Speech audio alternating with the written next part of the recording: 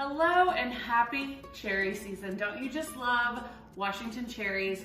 We are so thankful to work with our brand partners at Sage Fruit year after year to help them promote their famous Northwest cherries. So for those of you that love cherries, you know this is a special time of year when the cherries from the Pacific Northwest, primarily Washington State, they come to market. Not just in your household, but literally Washington cherries are enjoyed around the world. That's how famous and beloved they are. So we have a few amazing recipes that we're gonna show you today. One is actually from the Sage Fruit website.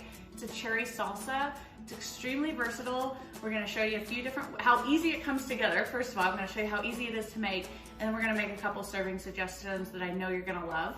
I pre-made what I continually say, this is my favorite recipe on the entire Produce Moms website. It's our cherry vinaigrette. We made this recipe in partnership with Sage Fruit a couple years ago.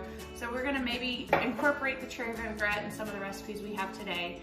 And a new recipe that we're hoping to publish soon on theproducemoms.com, but you're seeing it here first, is our cherry goat cheese ball. So we're gonna actually start with that. Over here at the food processor, I have 1 log of goat cheese and a cup of shredded cheddar. So we're gonna incorporate that, and then this is just an all-purpose steak seasoning, salt, pepper, garlic, paprika. We're gonna get that going together and blend it up.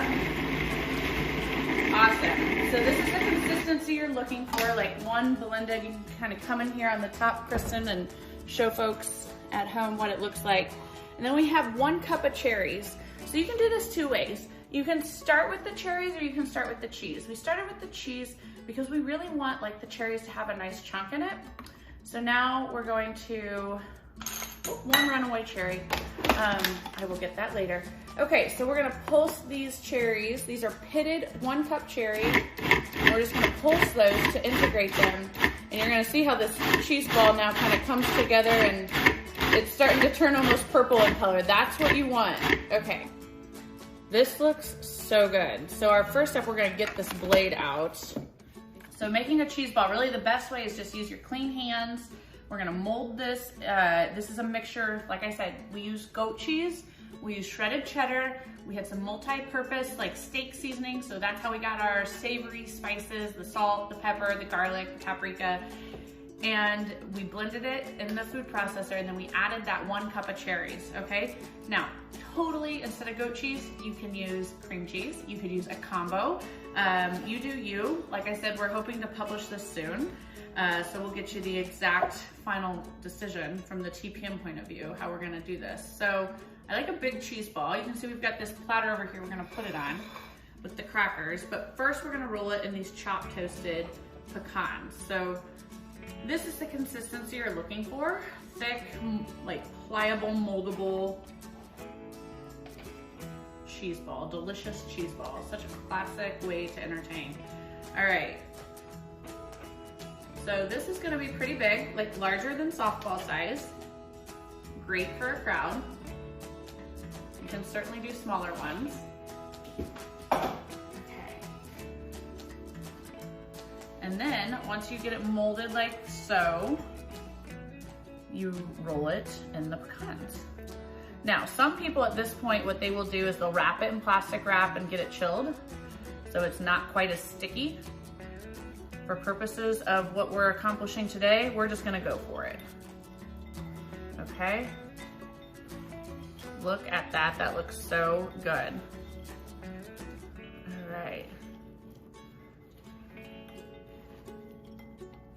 And then right onto the cracker platter it goes. Delicious. Okay. So there's that, and if you want to kind of sprinkle some more pecans on top, my hands are so messy. There we go. That looks amazing. All right, I'm gonna wash up here. All right, the cheese ball's looking good, don't you think? I can't wait to dive into that. All right, so this iconic cherry salsa is from the Sage Fruit website. We make this all the time during cherry season. The hardest part is what I've already done. It's the pitting and the slicing of the cherries, and it's not hard. It just takes time, right? So I used a cherry pitter tool. Highly recommend those if you don't have one. It's a great tool to help expedite your ability to quickly dice up cherries. If not, you can always just run your knife through them and, you know, pop the pit out. That works too. But you can see here we've got them diced pretty small. I mean, you know, 1/2 inch, 1/4 inch. It's kind of a rough chop, so to say. Some of them are really, really small, but so this is the base, and then we're gonna add, the recipe on the Sage Fruit website calls for yellow tomatoes. I'm using yellow bell pepper here. Not because I don't like yellow tomatoes, but they weren't available at the grocery store.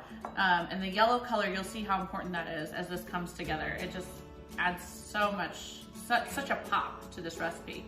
This is green onions, all the way from the white to the green part. 1 bunch. All right,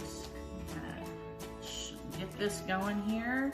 And then we've got, see how it's coming together so beautifully. The juice from 2 limes. You can do just 1 lime if you don't want it quite as tangy, but I love the tangy salsas. All right, and then we're using just that squeezed garlic. I'm gonna do about 2 tablespoons of that.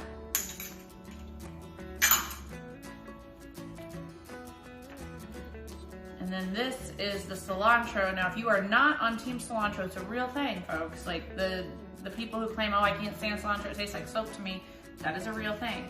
I love cilantro. I'm very much on Team Cilantro, especially as it relates to salsa. But if you don't like cilantro, use basil instead. Basil is very good here. You could also use mint, but I like basil a little bit better for this recipe. All right, so this is 1 bunch of chopped cilantro, and you can see we chopped it pretty fine. And again, you can, if you don't want to use a whole bunch, you don't have to. I guess considering I've got half the bowl here, we used half a bunch. And a runaway cherry, there we go. Okay, then we're gonna season it with salt and pepper. And I'm gonna show you one of my favorite ways to enjoy this. Obviously, this is great, just like dip a tortilla chip in it. You can use a savory or, you know, like a traditional corn tortilla chip, or one of those sweet ones, like the cinnamon sugar ones. Those work well here too. Crackers work great, so serve it in conjunction with your cheese ball. But my favorite way to use this is on tacos. Look at these. All right, so we've got fish tacos here. We've also got some pork tacos.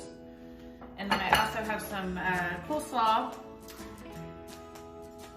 So this is just lightly dressed with like a vinegar-based dressing. And the pork, as you can see, has barbecue sauce already on it. So the vinegar slaw with this sweet and sour cherry salsa is great. And I should have mentioned, we are using the dark sweet cherries. There's 2 primary types of cherries. The Rainier cherries, which, you know, kind of have that bicolor, reddish yellow color to them. They almost have a flavor, if you've never tried a Rainier cherry, they're delicious. And they almost have a flavor that I would say is reminiscent of like a nectarine.